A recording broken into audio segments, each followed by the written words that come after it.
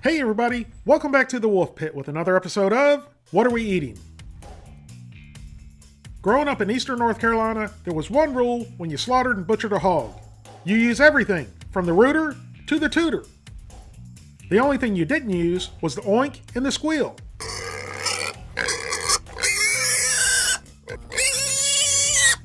Throughout my life, I've eaten just about every part of the pig, and I've enjoyed just about every part of the pig, except chitlins. I do not like chitlins. No matter who cooks them, how they cook them, or how good they clean them, every single time I've eaten chitlins, they smell like a baby's diaper and taste like what I would imagine a baby's diaper tastes like. But there is one part of the pig I've never tried on its own. Ah! Boogeyman! Damn you, Harvey! Stop sending pictures of you and Rosie. But it's pig lips that I don't remember ever having on their own. I know I've had them in sauce and head cheese, but I don't recall ever eating them by themselves. Well, today, that's going to change. And I'm going to try Farm Fresh Food Supplier's Pickled Pig's Lips. That's right, these are for real. Just remember, when you're not sure about how to cook something, you pickle it. I got this 1-quart jar of pickled pig's lips from the pickle store for $5.99. That's a pretty good price for pickled pig's lips, isn't it? Well, I guess it is. I've never bought pickled pig's lips before. The pickle store says, if you're looking for where to buy pickled pig's lips, you've come to the right place. Pickled pig lips are also called pickled pork lips. But whatever you want to call them, the best come from Louisiana. These pig lips are hand-prepared and pickled by the best pickling plant in Cajun country. We hand-pick each pork lip for your enjoyment. Keep on crunching. The pig lips come in 2 sizes, gallon and quart. Besides the pig lips, there's only 5 ingredients: water, vinegar, salt, hot sauce, and artificial food coloring. I've always wondered why they add red food coloring to the pickling liquid.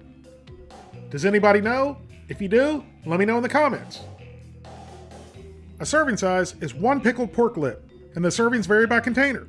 Per pickled pork lip, there's 140 calories, 11 grams of total fat, 4 grams of saturated fat, 60 milligrams of cholesterol, 920 milligrams of sodium, no carbohydrates, no fiber, no sugars, and 9 grams of protein. The nutritional numbers aren't nearly as bad as I thought they would be. And they're low carb, so if you're on a low carb diet, you can try these for a snack. Now, I really thought the Best By date would be a lot longer, but realistically, these will last a long time past their Best By date.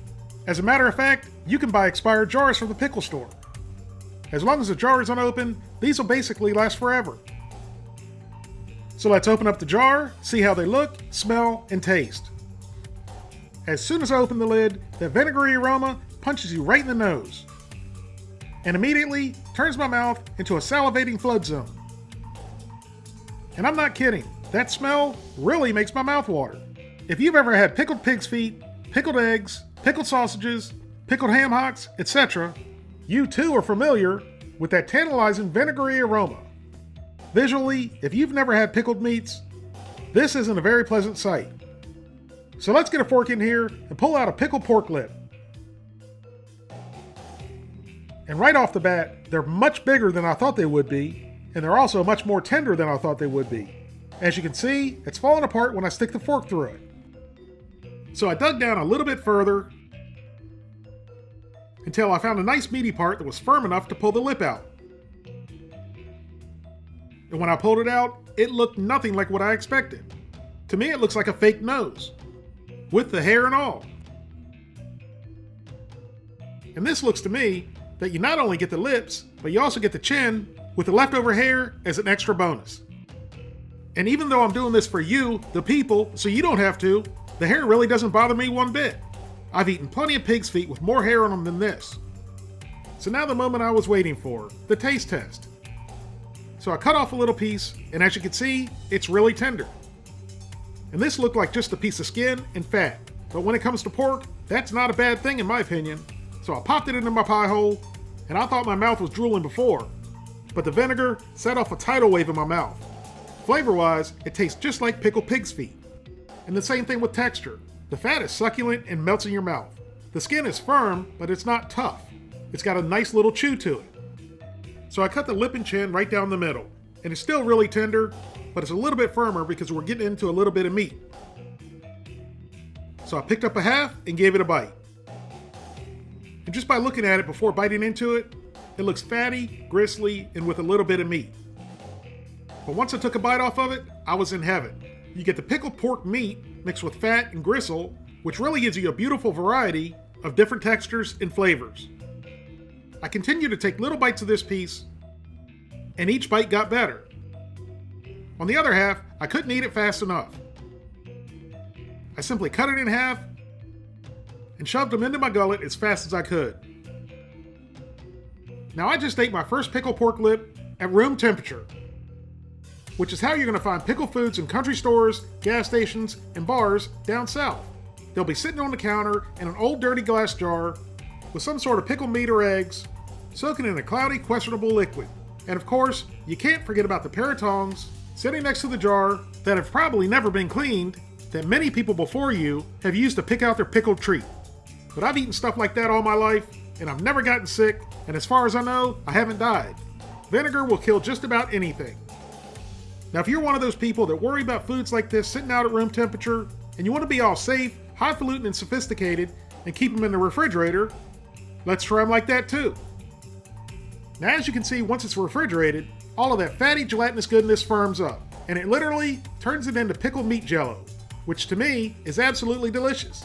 And the meat jello sticks to the meat more, which adds more flavor. But just like before, I was salivating like a rabid dog, and I had to get a spoonful of the beautiful tangy vinegary, fatty gelatinous goodness. Just look at that. This may not be for everyone, but if you don't like stuff like this, that's okay. But if you do, you understand exactly what I'm talking about. When I say it was a flavor explosion in my mouth and pure pleasure on my taste buds, it's one of those things you don't want to eat a lot of, but 1 or 2 spoonfuls is very satisfying. Even though the fat was a little bit firmer with it being refrigerated, it was still so tender that it fell right apart once I stuck a fork through it. Even cold, the flavor of the pickled pig lip was really good. But being cold, it really firmed up the fat and changed the texture. It changed it from a nice silky soft succulent fat to a firmer and denser fat with a pasty mouthfeel. So there's a good reason why jars of pickled meat are kept and sold on the counter at room temperature, so the fat stays soft and succulent. Am I the only one that thinks this looks like Gene Simmons' tongue?